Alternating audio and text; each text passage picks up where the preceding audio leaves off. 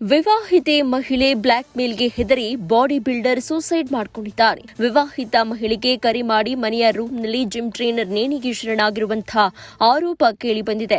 28 ವರ್ಷದ gym trainer Dilip ಮೃತ ದುರ್ದೈವಿಯಾಗಿದ್ದು, Nelamangala police ಠಾಣೆ ವ್ಯಾಪ್ತಿಯ ವಾಜರಹಳ್ಳಿಯಲ್ಲಿ ಈ ಘಟನೆ ಸಂಭವಿಸಿದೆ. ನಿನ್ನೆ ರಾತ್ರಿ ಇನ್ಸ್ಟಾಗ್ರಾಂ ಮೂಲಕ ಮೃತ ದಿಲೀಪ್ ಸಹೋದರಿಗೆ ಈ ಮಹಿಳೆ ವಿವಾಹವಾದಂತಹ ಮಹಿಳೆ ಏನಿದ್ದಾಳೆ ಆಕೆ ಮೆಸೇಜ್ ಅನ್ನ ಮಾಡಿರ್ತಾಳೆ. ನಿನ್ನ ಸಹೋದರ ರೂಮ್ನಲ್ಲಿ ಸೂಸೈಡ್ ಮಾಡಿಕೊಂಡಿದ್ದಾನೆ ಅಂತ ಹೇಳಿ ಆ ಮಹಿಳೆ ಮೆಸೇಜ್ ಅನ್ನ ಹಾಕಿರ್ತಾಳೆ. ಬಾಗಿಲು ಮುರಿದು ನೋಡಿದಾಗ ಈ ಪ್ರಕರಣ ಬೆಳಕಿಗೆ ಬಂದಿದೆ. ಜಿಮ್ ಟ್ರೈನರ್ ಆಗಿದ್ದಂತಹ ದಿಲೀಪ್ಗೆ ಜಿಮ್ನಲ್ಲಿ 42 ವರ್ಷದ ವಿವಾಹಿತ ಮಹಿಳೆಯ ಪರಿಚಯ ಆಗುತ್ತೆ. ಮದುವೆಯಾಗಿದ್ರೂ ಕೂಡ ಜಿಮ್ ಟ್ರೈನರ್ ಆಗಿದ್ದಂತಹ ದಿಲೀಪ್ ಜೊತೆಗೆ ಆಕೆ ಸಂಬಂಧವನ್ನ ಬೆಳೆಸಿರ್ತಾಳೆ. ಅದಾದ ನಂತರದಲ್ಲಿ ಆತನಿಗೆ ಬ್ಲಾಕ್ ಮೇಲ್ ಮಾಡಿರುವಂತಹ ಆರೋಪ ಇದೆ. ವಿವಾಹಿತ ಮಹಿಳೆ ವಿರುದ್ಧ ಸದ್ಯ ಮೃತ ದಿಲೀಪ್ ಕುಟುಂಬಸ್ಥರು ಆರೋಪವನ್ನ ಮಾಡ್ತಾ ಇದ್ದು, ನೆಲಮಂಗಲ ಟೌನ್ ಪೊಲೀಸ್ ಠಾಣೆಯಲ್ಲಿ ಈ ಸಂಬಂಧ ಪ್ರಕರಣ ದಾಖಲಾಗಿದೆ. ನಾನು ದಿಲೀಪ್ ಅವರ ಅತ್ತೆ ಸರ್. ನಮಗೆ ರಾತ್ರಿ 11:30 ವಿಷಯ ಗೊತ್ತಾಯಿತು. ವಿಷಯ ಗೊತ್ತಾದ ತಕ್ಷಣ ಬಂದ್ವಿ. ಅಷ್ಟೊತ್ತಿಗೆಲ್ಲ ಹಾಸ್ಪಿಟ್ಲಿಗೆ ಕರ್ಕೊಂಡು ಹೋಗಿದ್ರು. ವಿಷಯ ನಮಗೂ ತಿಳಿದಿರಲಿಲ್ಲ. ಆದರೆ ಈ ಹಿಂದೆಯಿಂದ ನಡೆದಿದ್ದು ನನಗೆ ಸ್ವಲ್ಪ ಗೊತ್ತಿತ್ತು. ನಾನು ಹೇಳಿದ್ದೆ ಅವ್ರ ಸುದ್ದಿಗೆ ಹೋಗ್ಬೇಡಪ್ಪ ಅಂತ. ಇಲ್ಲ ಅತ್ತೆ, ಕಂಪ್ಲೇಂಟ್ ಎಲ್ಲ ಆಗಿ ನಾವು ರಾಜಿ ಮಾಡ್ಕೊಂಡಿದ್ದೀವಿ. ಈಗಿನ್ನ ಅವ್ರಿಗೂ ನಮಗೂ ಏನು ಸಂಬಂಧ ಇಲ್ಲ, ಆ ಥರ ಲೆಟ್ರೆಲ್ಲ ಬರ್ಕೊಟ್ಟಿದ್ದೀವಿ ಅಂತ ಕನ್ಫರ್ಮೇಷನ್ ಲೆಟ್ರ್ ಕೂಡ ನನಗೆ ಕೊಟ್ಟಿದ್ರು, ಕಳಿಸಿದ್ರು. ನಾನು ನೋಡಿದ್ದೆ. ಸರಿ ಅಂದ್ಬಿಟ್ಟು ನಾವು ಹೆಣ್ಣು ನೋಡಿ ಮದುವೆ ಮಾಡೋಣ, ಆ ಥರ ಇದನ್ನೆಲ್ಲ ನಾವು ಅನೈತಿಕ ಚಟುವಟಿಕೆಗಳಿಗೆ ಅವಕಾಶ ಕೊಡಬಾರ್ದು ಅಂತ ಅಂದ್ಬಿಟ್ಟು ನಾನು ಬುದ್ಧಿಯೆಲ್ಲ ಹೇಳಿದ್ದೆ. ಅತ್ತೆ ಅಂತೆಲ್ಲ ಒಪ್ಕೊಂಡಿದ್ದ. ಆದರೆ ಪುನಃ ಅವಳು ಫೋನ್ ಮಾಡಿ ಮೊಬೈಲು ನಂಬರ್ನೆಲ್ಲ ನಾವು ತೆಗೆದುಬಿಟ್ಟು ಬೇರೆ ಹೊಸ ಮೊಬೈಲ್ ಕೂಡ ಕೊಡಿಸಿದ್ರು. ಆದರೆ ಪುನಃ ಅದು ಯಾವ ರೀತಿ ಕಾಂಟ್ಯಾಕ್ಟ್ ಮಾಡಿದ್ರು ಅಂತ ಗೊತ್ತಾಗಿಲ್ಲ. ಪುನಃ ಫೋನ್ ಮಾಡಿ ಇವರು ಹೋಗು ಮತ್ತೆ ಅವಳಿಗೂ ಮತ್ತೆ ಮೀಟ್ ಮಾಡಿದ್ದಾರೆ. ಜಿಮ್ಮಿಗೆ ಬರ್ತಾ ಇದ್ಲಂತೆ. ಇವನು ಜಿಮ್ ಟ್ರೈನರ್ ಆಗಿ ಅಲ್ಲಿದ್ದ. ಆವಾಗ ಆಕೆ ಜಿಮ್ಮಿಗೆ ಬರ್ತಾ ಇದ್ಲಂತೆ. ಈ ರೀತಿ ಸ್ನೇಹ ಬೆಳ್ಕೊಂಡಿದ್ದು ಮುಂದೆ ಈ ರೀತಿ ಅನೈತಿಕ ಸಂಬಂಧವಾಗಿ ಬೆಳ್ಕೊಂಡು ಇವಾಗ ಬೇಡ ಅಂತ ಎಷ್ಟೇ ದೂರ ಮಾಡಿದ್ರು ಅವರ ಬಲವಂತದಿಂದ ಹತ್ರ ಆಗ್ತಿದ್ರು. ನಾನು ಮನೆಯಲ್ಲಿ ನಾವು ಹೆಣ್ಣೆಲ್ಲ ನೋಡಿದ್ದು ಸರ್. ಹೋದ ವರ್ಷನೇ ಮದುವೆ ಮಾಡಬೇಕು ಅಂತ ಎಲ್ಲ ನೋಡ್ಕೊಂಡಿದ್ದಕ್ಕೆ ಆ ಹುಡುಗಿ ಫೋಟೋನ ಇನ್ಸ್ಟಾಗ್ರಾಮಿಂದ ಕಲೆಕ್ಟ್ ಮಾಡಿಕೊಂಡು ಹುಡುಗಿಗೆ ಕೂಡ ನಾನು ಇವನ್ನ ಪ್ರೀತಿ ಮಾಡ್ತಾ ಇದ್ದೀನಿ, ನೀನು ಹೆಂಗೆ ಮದುವೆ ಆಗ್ತಿದ್ಯಾ ಅಂತ ಆ ಹುಡುಗಿ ಸಂಬಂಧನೂ ಕೂಡ ಹಾಳು ಮಾಡಿದ್ಲು. ಆಮೇಲೆ ನಾವು ಸರಿ ಈ ಥರ ಎಲ್ಲ ಮಾಡ್ತಾಳಲ್ಲ, ಇಂಥವ್ರಿಂದ ದೂರ ಇರಬೇಕು ಅಂತ ನಾವು ನಮ್ಮ ಹುಡುಗಂಗೆ ಬುದ್ಧಿ ಹೇಳ್ಕೊಟ್ಟು ದೂರ ಇದ್ವಿ. ಆದರೆ ಈಗ ಇದು ಯಾವ ರೀತಿ ನಡೀತು ಅಂತ ಗೊತ್ತಿಲ್ಲ ಅವ್ರ ಮಧ್ಯೆ. ಪುನಃ ಗಂಡನೂ ಇದ್ದಾನೆ ಸರ್. ಯಾಕೆ ಅಂದರೆ ನಾವು ಇದರಲ್ಲಿ ಪೊಲೀಸ್ ಸ್ಟೇಷನ್ನಲ್ಲಿ ಕಂಪ್ಲೇಂಟ್ ಮಾಡಿದಾಗ ಆ ಗಂಡನೂ ಸೈನ್ ಹಾಕ್ಕೊಟ್ಟಿದ್ದಾನೆ. ನಾವು ಇನ್ನು ಯಾವುದೇ ರೀತಿ ನಿಮ್ಮ ಜೊತೆಗೆ ನಾವು ಸಂಬಂಧಗಳನ್ನು ಬೆಳೆಸೋಲ್ಲ, ನಮ್ಮ ಪಾಡು ನಮ್ಮದು, ನಿಮ್ಮ ಪಾಡು ನಿಮ್ಮದು, ನಾವು ಯಾವ ರೀತಿ ತೊಂದರೆ ಕೊಡಲ್ಲ ಅಂತ ಕೂಡ ಅಲ್ಲಿ ಬರೆದು ಸೈನ್ ಹಾಕ್ಕೊಟ್ಟಿದ್ದಾರೆ. ರಾಜಿ ಮಾಡ್ಕೊಂಡಿದ್ರು.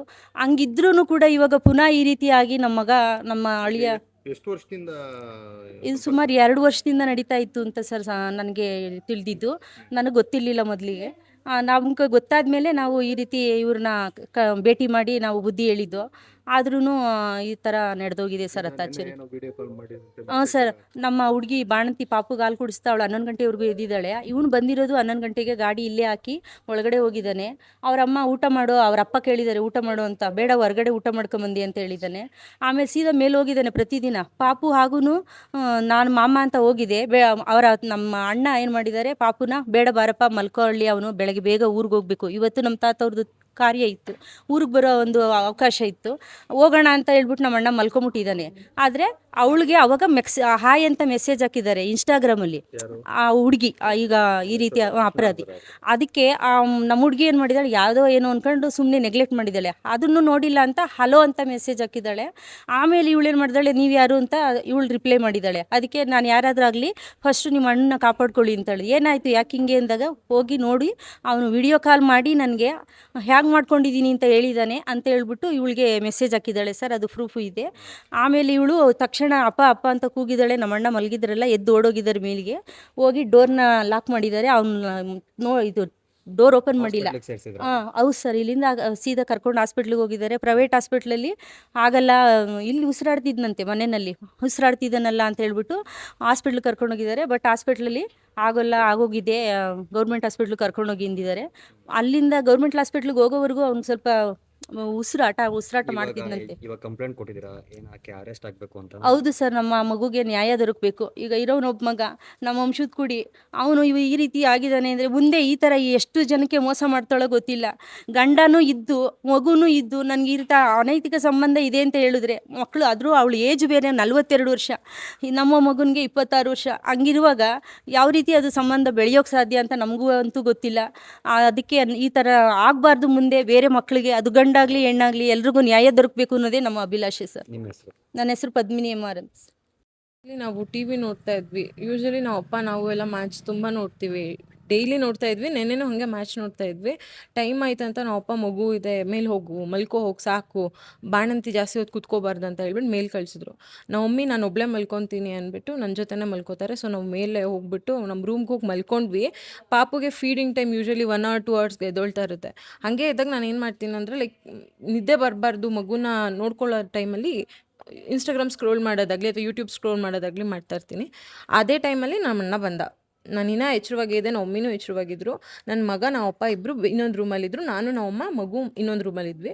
ನಮ್ಮ ಅಣ್ಣ ಬಂದಾಗ ಎಕ್ಸಾಕ್ಟ್ಲಿ 11 ಈ ಟೈಮಲ್ಲಿ ಬಂದ. ಟೈಮ್ ನನಗೆ ಗೊತ್ತಿಲ್ಲ ಪ್ರಾಪರಾಗಿ, ಬಿಕಾಸ್ ಅವ್ನು ಯಾವಾಗಲೂ ಯೂಶಲಿ ಬರೋದೇ ನೈಟು.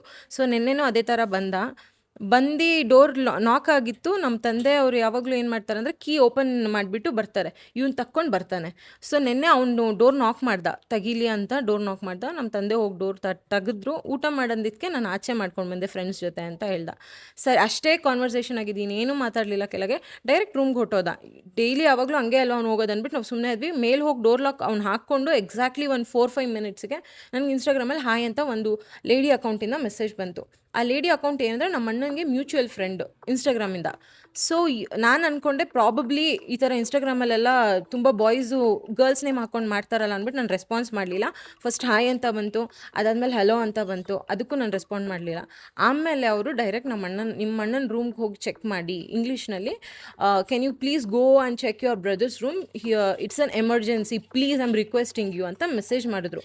ನಮ್ಮ ಅಣ್ಣ ಅಂತ ಅವರು ಮೆನ್ಷನ್ ಮಾಡಿದಾಗ ನನಗೆ ಇವ್ರು ಏನಕ್ಕೆ ನಮ್ಮ ಅಣ್ಣನ ಮೆನ್ಷನ್ ಮಾಡ್ತೀನಿ ಅಂದ್ಬಿಟ್ಟು, ಏನು ನೀವು ಯಾರು ಅಂತ ನಾನು ಅವಾಗ ರೆಸ್ಪಾಂಡ್ ಮಾಡಿದೆ. ಅವಾಗ ರೆಸ್ಪಾಂಡ್ ಮಾಡಿದಾಗ ಅವರು ಈ ಥರ ಹೇಳಿದ್ರು, ನಿಮ್ಮ ಅಣ್ಣ ರೂಮಲ್ಲಿ ಹ್ಯಾಂಗ್ ಮಾಡ್ಕೊಂಡಿದ್ದಾರೆ, ಹೋಗಿ ಚೆಕ್ ಮಾಡಿ. ನಿಮ್ಗೆ ಯಾರು ಹೇಳಿದ್ದು ಇವಾಗ ಜಸ್ಟ್ ನಮ್ಮ ಅಣ್ಣ ಹೋದ ಅಂತ ನಾನು ಕೇಳಿದಾಗ, ನಿಮ್ಮ ಅಣ್ಣನೇ ವಿಡಿಯೋ ಕಾಲ್ ಮಾಡಿದ್ದಾನೆ ಅಂತ ಮೆಸೇಜ್ ಮಾಡಿದ್ರು. ಅವಾಗ ನನಗೆ ಫುಲ್ ಟೆನ್ಷನ್ ಆಗಿ, ಇವ್ರು ಯಾಕೆ ನಮ್ಮ ಅಣ್ಣ ಇವ್ರಿಗೆ ವಿಡಿಯೋ ಕಾಲ್ ಮಾಡ್ತಾರೆ ಅಂತ. ಅವಾಗ ಸರ್ ಆ್ಯಕ್ಚುಲಿ ನನಗೆ ಗೊತ್ತಿಲ್ಲ, ಬಟ್ ಸ್ವಲ್ಪ ದಿನದ ಮುಂಚೆ ಒಂದು 6 ತಿಂಗಳು 7 ತಿಂಗಳು ಈ ಥರ ಟೈಮ್ ಹಿಂದೆ ಒಂದು ಕೇಸ್ ಆಗಿದೆ ಅಂತ ಮಾತ್ರ ನಮ್ಮ ತಂದೆ ಹೇಳಿದ್ರಷ್ಟೇ. ಬಿಕಾಸ್ ಈ ಥರದ್ದೆಲ್ಲ ನಮ್ಮ ಫ್ಯಾಮಿಲಿಗಳಲ್ಲಿ ಇಷ್ಟ ಆಗಲ್ಲ. ಸೊ ನನ್ನ ಹಸ್ಬೆಂಡ್ ಫ್ಯಾಮಿಲಿ ಇದೆಲ್ಲ ನನಗೆ ಎಕ್ಸ್ಪ್ಲೈನ್ ಮಾಡಿರಲಿಲ್ಲ. ಅವರು ಹೆಣ್ಮಗುಗೆ ಇದೆಲ್ಲ ಹೇಳೋದು ಬೇಡ ಅಂತ ಅವ್ರೇನು ನನಗೆ ಎಕ್ಸ್ಪ್ಲೈನ್ ಮಾಡಿರಲಿಲ್ಲ. ಆ ಲೇಡಿ ಬಗ್ಗೆನೂ ನನಗೆ ಗೊತ್ತಿರಲಿಲ್ಲ, ಅವರಿಬ್ಬರು ರಿಲೇಷನ್ಶಿಪ್ಪಲ್ಲಿ ಇದ್ದಾರೆ ಅನ್ನೋದು ನನಗೆ ಗೊತ್ತಿರಲಿಲ್ಲ. ಆ್ಯಂಡ್ ಅದು ಮರ ಮೆಸೇಜ್ ಬಂದಿದ್ದ ತಕ್ಷಣ ನಾನು ನಮ್ಮ ಅಮ್ಮಂಗೆ ಹೇಳಿದೆ. ನಮ್ಮಮ್ಮ ಪಕ್ಕದಲ್ಲೇ ಮಲ್ಕೊಂಡು, ಮಮ್ಮಿ ಈ ಥರ ಮೆಸೇಜ್ ಮಾಡ್ತಿದ್ದಾರೆ, ಏನು ಮಾಡೋದು? ನಮ್ಮಮ್ಮ ಫುಲ್ ಟೆನ್ಷನ್ ಆಗಿಬಿಟ್ಟು ನಾವು ಅಪ್ಪನ ಕೂಗಿದ್ರು. ನಾನು ಹೋಗಿ ಅಷ್ಟರಲ್ಲಿ ಡೋರ್ ಹತ್ರ ಎಲ್ಲ ತಟ್ತಾ ಇದ್ದೆ, ಫೋನ್ ಮಾಡಿದೆ. ಬಿಕಾಸ್ ಅವನು ಕಮ್ಯುನಿಕೇಟ್ ಮಾಡೋದೇ ಫೋನಲ್ಲಿ. ಡೋರ್ ಲಾಕ್ ಹಾಕೊಂಡ್ಬಿಟ್ರೆ ಅವ್ನು ಇಲ್ಲಿಂದ ಫೋನ್ ಮಾಡಿದ್ರೇ ಅವನ ಕಡೆಯಿಂದ ಆ ಥರನೇ ಕಾಲ್ ಮಾಡ್ತಾನೆ ಇದ್ದೀನಿ, ಡೋರ್ ತಟ್ತಾನೆ ಇದ್ದೀನಿ, ಏನೂ ರೆಸ್ಪಾನ್ಸ್ ಬಂದಿಲ್ಲ. ಅವಾಗ ನಮ್ಮ ತಂದೆ ಮೇಲೆ ಓಡ್ ಬಂದು ಡೋರೆಲ್ಲ ಎಷ್ಟು ಪುಷ್ ಮಾಡೋಕ್ಕೆ ಟ್ರೈ ಮಾಡಿದ್ರು, ಲಾಕ್ ಹಾಕ್ಕೊಂಡ್ಬಿಟ್ಟಿದ್ದ. ಕೆಳಗೆ ಬಗ್ ನೋಡಿದ್ರೆ ಅವನದು ಕೈ ಮಾತ್ರ ಕಾಣಿಸ್ತಾ ಇತ್ತು ಕೆಳಗೆ ಇರೋ ಥರ. ಅದಾದಮೇಲೆ ತುಂಬ ಟೆನ್ಷನ್ ಮಾಡಿಕೊಂಡು ಫುಲ್ ಇಬ್ಬರು ಸೇರಿ, ನಾನು ನಮ್ಮ ತಂದೆ ಇಬ್ಬರು ಸೇರಿ ಡೋರ್ ಓಪನ್ ಮಾಡಿದ್ವಿ. ಅಂದರೆ ಲಾಕ್ ಪುಷ್ ಮಾಡಿ ಅದು ಮೇಲ್ಗಡೆ ಬೋಲ್ಟ್ ಹಾಕ್ಕೊಂಡಿದ್ರು, ಅದು ಕಿತ್ಕೊಂತು ಅನಿಸುತ್ತೆ. ಓಪನ್ ಆಯಿತು. ನಾವು ಹೋಗಿ ನೋಡೋಷ್ಟರಲ್ಲಿ ಅವನು ಆಲ್ಮೋಸ್ಟ್ ಒಂದು 80-90% ಅಷ್ಟು ಹೋಗ್ಬಿಟ್ಟಿತ್ತು ಅನಿಸುತ್ತೆ. ಫುಲ್ ಕಣ್ಣೆಲ್ಲ ಬಿಟ್ಟು ನಾಲ್ಗೆ ಎಲ್ಲ ಆಚೆ ಬಂದುಬಿಟ್ಟಿತ್ತು.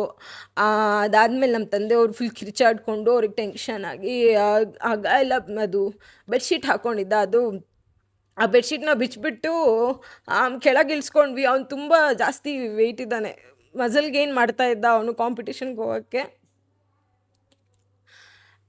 ತುಂಬ ವೆಯ್ಟ್ ಇದೆ, ಎತ್ತಕ್ಕಾಗಿಲ್ಲ. ಎಲ್ಲರೂ ಅಕ್ಕಪಕ್ಕದ ಮನೆಯವ್ರನ್ನೆಲ್ಲ ಕರೆದು ಕೆಳಗೆ ಹೆಂಗೋ ಹೇಳ್ಕೊಂಬಂದ್ವಿ. ನಾವು ಡ್ಯೂಪ್ಲೆಕ್ಸ್ ಮನೆ ಇರೋದ್ರಿಂದ ನಾನು ಅವನು ಮೇಲಿರೋದು ರೂಮಲ್ಲಿ. ನಾವು ಕೆಳಗೆ ಹಾಲಿಗೆ ಕರ್ಕೊಂಡು ಬಂದಾಗ ಅವ್ನು ಕಂಡುಬಿಟ್ಟ ಸರ್, ಜೀವ ಇತ್ತು ಅವನಿಗೆ, ಕಂಡುಬಿಟ್ಟ. ಅವನು ಕೆಳಗೆ ಕರ್ಕೊಂಡು ಬಂದು ಇಲ್ಲಿ ಎಲ್ಲ ಹುಡುಗರೆಲ್ಲ ಸೇರಿ ಕಾರ್ ಒಳಗಡೆ ಹಾಕಿದ್ವಿ. ಆವಾಗಲೂ ಅವ್ನ ಜೀವ ಇತ್ತು, ಹಾರ್ಟ್ ಬೀಟ್ ಇತ್ತು, ಉಸಿರಾಡ್ತಾ ಇದ್ದ. ಆಮೇಲೆ ಹಾಸ್ಪಿಟ್ಲಿಗೆ ಕರ್ಕೊಂಡು ಹೋದರೆ ಅಲ್ಲಿ ECG ಎಲ್ಲ ಮಾಡಿಲ್ಲ ಸರ್, ಹೋಗ್ಬಿಟ್ಟಿದೆ ಜೀವ ಅಂತ ಹೇಳಿದ್ದಾರೆ. ಇದು ಆ್ಯಕ್ಚುಲಿ ನನಗೆ ಅನಿಸೋ ಪ್ರಕಾರ ಇವಳು ಫಸ್ಟೇ ಕಂಪ್ಲೀಟಾಗಿ ಪ್ಲಾನ್ ಮಾಡಿದ್ದಾಳೆ ಅನಿಸುತ್ತೆ ಸರ್. ಇವಳಿಗೆ ಹೆಂಗೆ ಸರ್ ಅಷ್ಟು ಟೈಮಲ್ಲಿ ಎಕ್ಸಾಕ್ಟಾಗಿ ನಮ್ಮಣ್ಣ ಸೂಸೈಡ್ ಮಾಡ್ಕೋತಿದ್ದಾನೆ ಅಂತ ಇವಳಿಗೆ ಗೊತ್ತಾಗಬೇಕು ಅಂತಂದರೆ ನಮ್ಮಣ್ಣ ಅಲ್ಲಿಂದ ಹೇಳಿರ್ತಾನಲ್ವ, ಇವಳು ಅಷ್ಟು ಟಾರ್ಚರ್ ಕೊಟ್ಟಿರಬೇಕಲ್ವಾ. ಮೇಯ್ನ್ ಪಾಯಿಂಟ್ ಅದೇ. ಇನ್ನೊಂದು ಏನಂದರೆ ನನಗೆ ಅದನ್ನ ಇನ್ಫಾರ್ಮ್ ಮಾಡಿ ಆನ್ ಸ್ಪಾಟ್ ಆಫ್ಲೈನ್ ಆಗಿದ್ದಾಳೆ. ಅದೇ ಸೆಕೆಂಡ್ಗೆ ನನಗೆ ಈ ಥರ ಇನ್ಫಾರ್ಮ್ ಮಾಡಿ ಆಫ್ಲೈನ್ ಆಗಿದ್ದಾರೆ. ಆಫ್ಲೈನ್ ಆಗಿ ಮತ್ತು ನಾನು ಎಷ್ಟು ಟ್ರೈ ಮಾಡಿದೆ ಕಾಂಟ್ಯಾಕ್ಟ್ ಮಾಡೋಕ್ಕೆ ರೀಚ್ ಆಗಲಿಲ್ಲ. ಅದಾದ ನಂತರ ಇವತ್ತು ಬೆಳಗ್ಗೆ ಟೈಮ್ ಗೊತ್ತಿಲ್ಲ, ನನ್ನ ಹತ್ರ ಫೋನಲ್ಲಿ ರೆಕಾರ್ಡ್ ಇದೆ. ಆ ಟೈಮ್ ಗೊತ್ತಿಲ್ಲ. ಆ ಟೈಮಿಗೆ ಅವ್ರ ಕಡೆಯಿಂದನೇ ಇನ್ಸ್ಟಾಗ್ರಾಮ್ ಅಕೌಂಟಿಂದನೇ ಕಾಲ್ ಬಂದುಬಿಟ್ಟು ಏನಾಯಿತು ಅಂತ ಅಳ್ಕೊಂಡು ನಾಟಕ ಸ್ಟಾರ್ಟ್ ಮಾಡಿದ್ರು. ನಾನು ಏನು ಕೇಳಬೇಕು, ನಿಮಗೆ ಹೆಂಗೆ ಗೊತ್ತು ನಮ್ಮಣ್ಣ ಹಿಂಗೆಲ್ಲ ಮಾಡ್ಕೊಂಡಲ್ಲ, ನೀವು ಏನು ಮಾಡಿದ್ರಿ ಅಂತೆಲ್ಲ ಕೇಳಿದ್ವಿ. ಪೊಲೀಸ್ ಅವ್ರಿಗೆ ಇನ್ಫಾರ್ಮ್ ಮಾಡಿದ್ವಿ. ಅದಾದಮೇಲೆ ಅವ್ರು ಕಾಲ್ ರೆಸ್ಪಾಂಡ್ ಮಾಡ್ತಿಲ್ಲ ಸರ್. ಇವಾಗ ಏನಂದರೆ ಮೇಯ್ನ್ ನಮಗೆ ಬೇಕಾಗಿರೋದು ಆಕೆ ನಮ್ಮಣ್ಣನ ಪ್ರೇರೇಪಿಸಿರೋದು. ಇದು ಸುಸೈಡ್ ಮಾಡ್ಕೊಳ್ಳೋ ಥರ ಪ್ರೇರಣೆ ಕೊಟ್ಟಿರೋದು. ಸುಸೈಡ್ ನೀನು ಮಾಡ್ಕೊಂಡ್ರೆ ಏನೋ ಒಂದು ಸೊಲ್ಯೂಷನ್ ಸಿಗುತ್ತೆ ಅಂತ ಅವ್ನು ಬ್ರೈನ್ ವಾಶ್ ಮಾಡಿ ನಮ್ಮ ಅಣ್ಣನಿಗೆ ಅವ್ನು ಮಾಡ್ಕೊಳ್ಳೋಂಥ ವ್ಯಕ್ತಿನೇ ಅಲ್ಲ ಸರ್. ಅವನ ಫೋಟೋಸ್ ನೋಡಿ ನೀವು ದಯವಿಟ್ಟು, ಅವ್ನ ವಿಡಿಯೋಸ್ ನೋಡಿ. ಎಷ್ಟೊಂದು ಕಾಂಪಿಟೇಷನಲ್ಲಿ ಮಸಲ್ ಗೇನಿಂಗ್ಗೆ ವಿನ್ ಆಗಿದ್ದಾನೆ, ಅವಾರ್ಡ್ಸ್ ತೊಗೊಂಡಿದ್ದಾನೆ. ನಮ್ಮ ಮನೇಲಿ ಇದು ಎಲ್ಲ ಶೋಕೇಶಲ್ಲಿ ಅವನದೇ ಇದೆ. ಅವ್ನು ಸುಸೈಡ್ ಮಾಡ್ಕೊಳ್ಳೋಂಥ ವ್ಯಕ್ತಿ ಅಲ್ಲ. ಅವಳು ತುಂಬ ಟಾರ್ಚರ್ ಕೊಟ್ಟು ಮಗು ತೋರಿಸಿ, ಮಗುವಿಂದ ಹೆದರಿಸಿ ನಮ್ಮ ಅಣ್ಣಂಗೆ ಟಾರ್ಚರ್ ಕೊಟ್ಟು ಸುಸೈಡ್ ಮಾಡಿಕೊಂಡು, ಸ್ಪೆಷಲಿ ಅವಳಿಗೆ ಬೇಕಿದ್ದು ನಮ್ಮ ಮನೆ. ಅವ್ರಿಗೊಂದು ಮಗು ಇದೆ ಸರ್, ಆ ಅಮ್ಮನಿಗೆ ಒಂದು ಮಗು ಇದೆ. ಆ ಮಗುನ ತೋರಿಸಿ ನಮ್ಮ ಅಣ್ಣಂಗೆ ಟಾರ್ಚರ್ ಮಾಡಿ, ಸ್ಪೆಷಲಿ ಈಗ ಬೇಕಿದ್ದು ಈ ಮನೆ ಅವರಿಗೆ. ಮಗುನ್ ತೋರಿಸಿ ಟಾರ್ಚರ್ ಅಂದ್ರೆ ಇವಾಗ ನಿನ್ನಿಂದ ಮಗು ಆಯ್ತು ಅಂತಂದ್ರೆ ಅದು ಗೊತ್ತಿಲ್ಲ ಸರ್ ನನಗೆ, ಯಾಕಂದ್ರೆ ನನಗೆ ಕಂಪ್ಲೀಟಾಗಿ ಅವ್ರ ಬಗ್ಗೆ ಏನೇನು ನಡೀತಿತ್ತು ಅವ್ರ ಮಧ್ಯದಲ್ಲಿ ಅಂತ ನನಗೆ ಗೊತ್ತಿರೋದು. ನನಗೆ ಈಗ ಗೊತ್ತಿರೋ ವಿಷಯ ಅಂದರೆ ಇಷ್ಟೇ. ಅವಳು ಅವ್ರ ಹಸ್ಬೆಂಡ್ ಜೊತೆ ಚೆನ್ನಾಗೇ ಇದ್ರೂ ಕೂಡ ನಮ್ಮ ಅಣ್ಣನ ಟಾರ್ಚರ್ ಮಾಡಿದ್ದಾಳೆ. ನಮ್ಮ ಅಣ್ಣನ ಫಸ್ಟು ಸೆಕ್ಷುವಲಾಗಿ ಯೂಸ್ ಮಾಡ್ಕೊಂಡು ಆದಮೇಲೆ ಈ ಥರ ಅವಳು ಟಾರ್ಚರ್ ಕೊಟ್ಟು ಈ ಮನೆ ಬರ್ಸ್ಕೊಬೇಕು, ಹೆಂಗಿದ್ರು ಇವ್ನು ಚೆನ್ನಾಗಿದ್ದಾನೆ, ಇವ್ರ ಅಪ್ಪ ಹತ್ರ ದುಡ್ಡು ಇರುತ್ತೆ, ಕಿತ್ಕೋಬೋದು ಅನ್ನೋ ಆಸೆಯಿಂದನೇ ಮೊನ್ನೆ ನೋಡಿನೇ ಸರ್ ಅವಳು ಇದನ್ನೆಲ್ಲ ಮಾಡಿರೋದು. ನಮಗೆ ಏನಂದರೆ ಬೇಕಿರೋದು ಸೊಲ್ಯೂಷನು, ಅವಳನ್ನ ಒಂದು ಹ್ಯಾಂಗ್ ಮಾಡಬೇಕು. ಯಾಕಂದರೆ ಇದು ಒಂದು ಮಗುನ ಅವ್ರ ತಂದೆ ತಾಯಿ ಹೆಂಗೆ ಎತ್ತಿರ್ತಾರೋ, 9 ತಿಂಗಳು ಹೆತ್ತು 28 ವರ್ಷ ಆಗೋ ಥರ ಬೆಳೆಸಿ ಅವ್ರನ್ನೂ ಹಂಗೆ ನಮ್ಮ ಮನೇಲಿ ಬೆಳೆಸಿರೋದು. ಆ ಅಮ್ಮ ಈ ಥರ ಎಷ್ಟು ಜನನ ಹಿಂಗೆ ಮಾಡ್ಕೊಂಡು ಹೋಗ್ತಾರೆ, ಹೆಂಗೆ ಸರ್ ಗೊತ್ತಾಗುತ್ತೆ ಇಂಥವ್ರ ಬಗ್ಗೆ ಎಲ್ಲ. ನಮಗೆ ಬೇಕಾಗಿರೋದು ಆ ಅಮ್ಮನಿಗೆ ಒಳ್ಳೆ ನ್ಯಾಯವಾಗಿ ಶಿಕ್ಷೆ ಸಿಗಬೇಕು. ಸುಮ್ಮನೆ ಅಂತ ಏನೋ ಹೇಳ್ತಿದ್ದಾರೆ, 6 ತಿಂಗಳು 3 ತಿಂಗಳು ಜೈಲಿಗೆ ಕಳ್ಸೋಣ, ಇಷ್ಟು ದಂಡ ಹಾಕೋಣ, ನಮಗೆ ಅದೆಲ್ಲ ಬೇಕಾಗಿಲ್ಲ ಸರ್. ನಮಗೆ ಅವಳಿಗೆ ಕರೆಕ್ಟಾಗಿ ಶಿಕ್ಷೆ ಆಗಬೇಕು. ನಮ್ಮ ಅಣ್ಣ ಹೆಂಗೆ ನಾವು ಕಳ್ಕೊಂಡಿದ್ದೀವಿ, ನಮಗೆ ದುಃಖ ಏನಾಗ್ತಿದೆ, ಅವಳಿಗೆ ಆ ದುಃಖದ ಪರಿಭಾವ ಏನು ಅಂತ ಗೊತ್ತಾಗಬೇಕು. ಅಷ್ಟೇ ಸರ್ ನಮಗೆ ಬೇಕಾಗಿರೋದು. ವಿನುತಾ ಸರ್. ನೀವು ಸಣ್ಣ ಆಗ್ಬೇಕಲ್ವಾ, ಅದು ಒಂದು ಉತ್ತಮ ಆಹಾರದಿಂದ ಸಣ್ಣ ಆಗ್ಬೇಕಲ್ವಾ. ಪ್ರತಿದಿನ ನಮ್ಮ ಜೀನಿ ಸ್ಲಿಮ್ನ ಯೂಸ್ ಮಾಡಿ ಯಾವುದೇ ಸೈಡ್ ಎಫೆಕ್ಟ್ ಇಲ್ದಂಗೆ ನೀವು ಸಣ್ಣ ಆಗ್ತೀರಾ.